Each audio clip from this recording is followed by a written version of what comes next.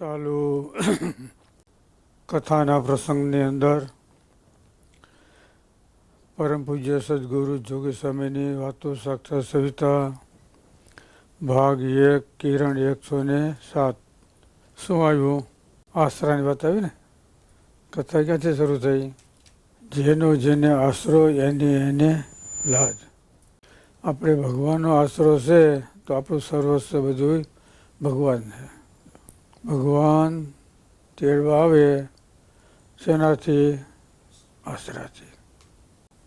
કેવું ન પડે. આશરાનું વચનામૃત પ્રથમનું 33મું. સદગુરુ મુક્તાન સ્વામી પ્રશ્ન કર્યો કે ભગવાનને રાજી કરવાના અનેક સાધન છે, એમાં એક કયું છે? એકમાં બધા આવી જાય. ત્યારે મહારાજ એવો તો એક આશરો છે. ભગવાનને આશ્રય કરી વાદળ જેવા દુઃખ હોય એ ટળી જાય. બોલો, ભગવાનનો આશરો હોય તો ભગવાનને કહેવું ન પડે કે તેડવા આવજો, ગોતતા ગોતતા આવશે. સ્વામી કહેતા, મહારાજ નીલકંઠ મઢડામાં જેઠા મહિને ગોતતા ગોતતા ગયા. નરસિંહ મહેતા ભગવાનને ગોતવા ગયા હતા, સાંભળે છે ને. ત્યારે જેઠો મેર ગયા ગોતવા, સોલંકી સરકાર. નરસિંહ મહેતા ગોતવા ગયા અને જેઠા મેરને ભગવાન ગોતતા ગોતતા આવ્યા. કેટલો ડિફરન્સ છે જોયું? આશરાનો પ્રતાપ અને ઓલો સાધનનો પ્રતાપ. આશરો સાધન હતા જેઠા મેરના, પણ ભગવાનના કેવાથી આમાં આવ્યું ને. ભગવાન સંબંધી વાત છે અને જગતની વાત એની વસ્તુ છે. તમે નિંદા કરો તો ભગવાનની વાત થઈ જાય. એની વસ્તુ તમે એને પ્રોત્સાહન આપો તો જગતની થઈ જાય. સ્વામી કે આ લોકમાં ક્યાંય સુખ છે ને સુખ છે ને સુખ છે નહીં. એ સાધુનો ધર્મ કહેવાય. અને સાધુ જેમ કે આ લોકમાં સુખ છે તો એ સાધુતામાં ફેર કહેવાય. ભલે હમી પાલટી માને કે ન માને કાંઈ નહીં, પણ આપણે એમ કેવું ભાઈ સંસારમાં દુઃખ જ છે, દુઃખ જ છે. સ્વામીએ 3 વાર કીધું. આશરા બતાવો એની વસ્તુ છે. એમાં ને એમાં તમે દોષ દેખો તો ભગવાનનો થઈ ગયો, અને એમાં ને એમાં સુખ દેખો તો પંચવીસે છે. એમાં ક્યાંય સુખ છે નહીં, દુઃખ જ છે.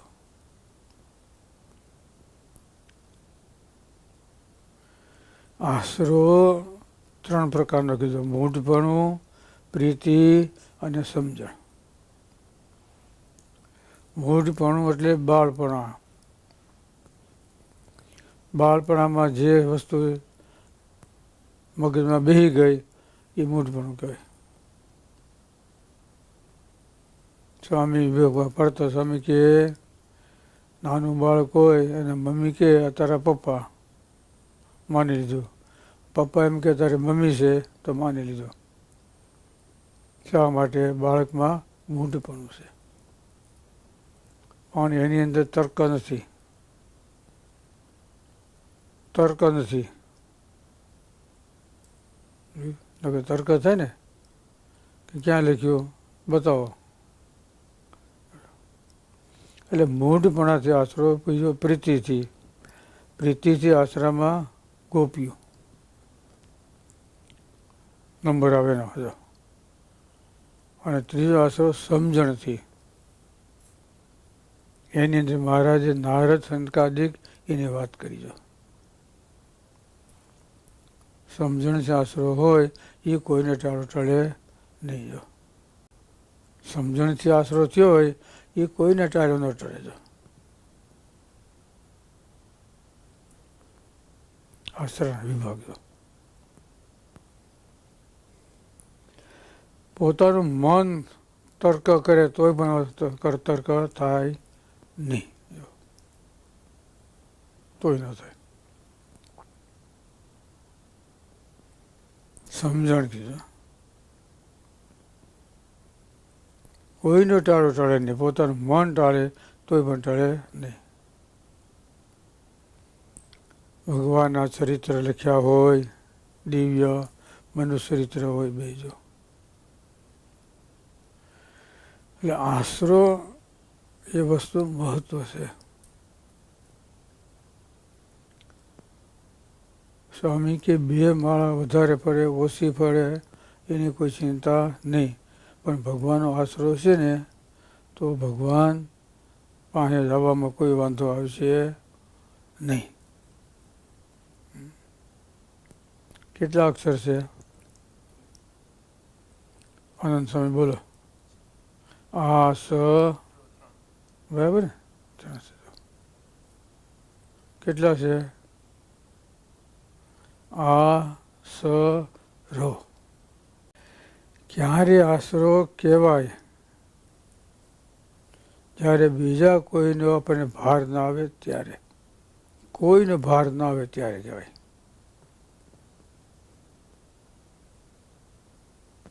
મહારાજે મધ્યના 13માં લખ્યું, સાંઈ બાબા કે ભાર ક્યારે આવવાનો કહેવાય? હું ધર્મ પાળીશ તો જ મારું કલ્યાણ થશે, તો જ ભાર કહેવાય. હું વૈરાગ રાખીશ તો જ મારું થાય. નહીં રાખવાના, પણ પહેલાં ભગવાનનો આશરો અને પછી સાધન કરવાના. ના નહીં, આશરો મુખ્ય હશે ને અને 2 સાધન ઓછા છે તો હાલ છે, પણ આશરો નહીં હોય તો સ્વામી કે ક્યાં જાઉં? સાક્ષાત સ્વામી લખ્યું કે કદાચ 2 માળ ઓછી અધિક ફરે એનો કોઈ વાંધો નથી, પણ આશરો જોઈએ. આશરો પોતાનું મનનું ધાર્યું મૂકીને કરવાનો. સત્પુરુષ કેમ? સદગ્રંથ અને સત્પુરુષ એના વસન સાંભળી અને જે ભગવાનનો નિશ્ચય કર્યો હોય, પોતાની મેળે નહીં. સદગ્રંથ અને સત્પુરુષ એના વસનથી. આશરો એનામ કહેવાય. પોતાનું ધાર્યું છોડી દે અને ભગવાને સંત કેમ કરે. અર્જુને પોતાના મનનું ધાર્યું છોડી અને ભગવાનનો આશરો કર્યો. જોયું ને? હરિ ભજી હરિતુલ્ય થયા. જોયું ને? જેમ રાધાજી કૃષ્ણને પડકે બેઠા ને, એમ અર્જુન પણ ક્યાં બેઠા? ક્યાં બેઠા? બસ ક્યારે? બસ એના મનનું ધાર્યું છોડી અને ભગવાનનો આશરો કર્યા પછી. બોલો. એટલે દરેક સાધન છે એમાં મનનું ધાર્યું છોડવું ને એ બહુ કઠણ છે, પણ એના કરતાં ભગવાનનું સુખ અધિક મનાય તો મનનું ધાર્યું મૂકવું કઠણ પડે નહીં. કઠણ ન પડે, સહેજે સહેજે થાય.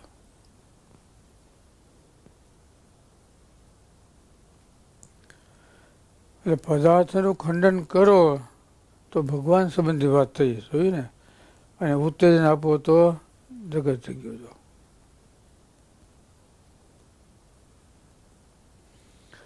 આ દેહ દુઃખરૂપ છે, આ લોક સુખ છે, આ પદાર્થ છે, બધું દુઃખ ખંડન કરે એ સાધુ કહેવાય. અને ખંડન કરવું એ સાધુની મહત્તા કહેવાય. સ્વામી કહે અમે માને ન માને કાંઈ નહીં, પણ આપણે રીતે રહેવાનું. આપણે એમને કહે સંસારમાં શું કહેવાય?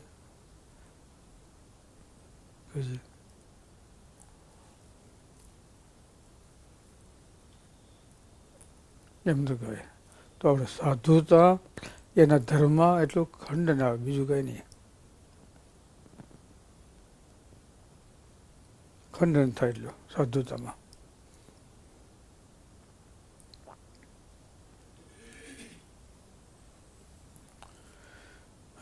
પહેલો શબ્દ આવ્યો આશરો આવ્યો ને પહેલો. તે પછી જગતનું સુખ અને ભગવાનનું સુખ આ 2 વિભાગ બન્યા. સ્વામી કે દેહ સુખ સુખ ક્યાં સુધી ભજન થાય એટલું, દેહનું સુખ ક્યાં સુધી ભજન થાય તેટલું, બસ, બાકી નહીં. સેવા થાય, ભજન થાય, આ થાય એટલું શરીરનું કામનું, બસ. બીજું શું કામનું? એટલે જે વસ્તુમાંથી ભગવાન આપણને મળવા જોઈએ, નેત્ર છે એનાથી આપણે ભગવાનના દર્શન કરવાના,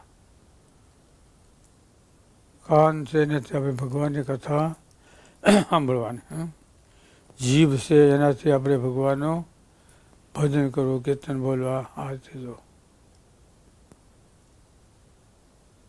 એ બધું છે. ભગવાન સમજીએ અને ઓલું કોઈ જગત સમજીએ.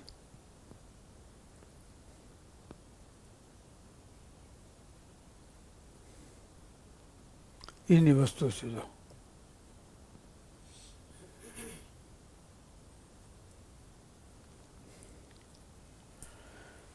એટલે આશ્રય મહત્વ કહેવાય, સમજે ને? બધા સાધન એમાં આવી ગયા એક આશ્રમમાં. અનેક પ્રકારના એમાં કીધું. એક મધ્યે એવો એક સાધન કયું તો મહારાજ કે એક ભગવાનનો આશરો છે. આવી રીતે આપણે મનનું ધાર્યું છોડી અને ભગવાન આશરો કરવાનો, સમજે ને? માણસ કરે ખરા, ભગવાન સંકલ્પ પૂરા કરે, વાહ વાહ વાહ. સ્વામી કે ભગવાન સંકલ્પ પૂરા ન કરે તોય તો એ ભગવાનની ભગવાન છે, બસ, બીજું કંઈ નહીં. સુખ આપે તો મારો ભગવાન, કદાચ દુઃખ આપે તો મારો ભગવાન, પરીક્ષા કરે એમાં પાસ કરે તો મારો ભગવાન, પરીક્ષા અંદર નપાસ કરે તો એ મારો ભગવાન છે. સંકલ્પ સત્ય થાય તો વાહ વાહ થાય, પણ સંકલ્પ સત્ય ન થાય છતાં વાહ. જે ભગવાને કર્યું આપણા રૂડા માટે છે, આપણા હિતને માટે જે ભગવાને કર્યું છે. ભગવાન જે કરતા હશે એ બધું સારું કરતા હશે. જો ભગવાન કોઈના વેરી નથી, ભગવાન કોઈના દુશ્મન નથી. આપણે જ આપણા સ્વભાવ, આપણી પ્રકૃતિ એ આપણા માટે આપણા મિત્ર અને આપણા માટે આપણા દુશ્મન. એટલે લખ્યું પોતાનું મનનું ધાર્યું છોડી દે ને તો એ ભગવાનની પેઠે આ લોકમાં પૂજાય. મનનું ધાર્યું છોડે ને તો આ લોકમાં ભગવાનની પેઠે પૂજાય. બોલો સહજાનંદ સ્વામી મહારાજ.